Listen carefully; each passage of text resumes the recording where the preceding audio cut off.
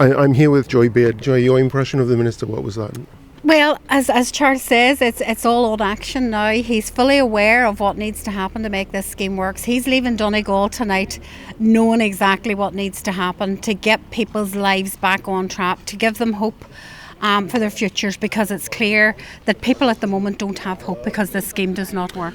Was the issue of market surveillance being fit for purpose brought up? It seems like one still isn't sure if you're buying a block whether it's okay or not. Yes, it was brought up several times by several people, myself included. I also called for a public inquiry. I think that's something that has to happen. We have to know how this crisis evolved, how it has got to where it is today. There has to be people held responsible for this crisis, and it's not happening at the minute. As you mentioned, market surveillance, nothing has changed. I've told him that nothing has changed. There is no confidence in the concrete industry. We can't have confidence because nothing has changed, and he was made well aware of that today, along with a myriad of issues. Like, he is leaving Donegal today with his eyes opened.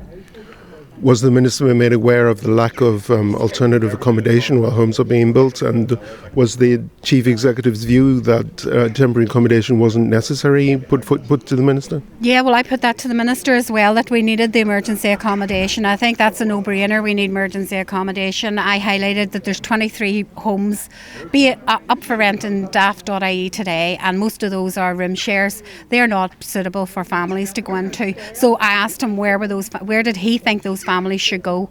I've told him we've raised this time and time again. We're in the middle of, we have two crises here in Donegal. We have a housing crisis and a defective block crisis. So he needs to now listen. And as I said, he's left on no uncertain terms here today what is happening here. This is a humanitarian crisis, and he needs to deal with it now. As Charles said, there was a lot of emotional stories in there, hard-hitting stories, and I think he got his eyes opened.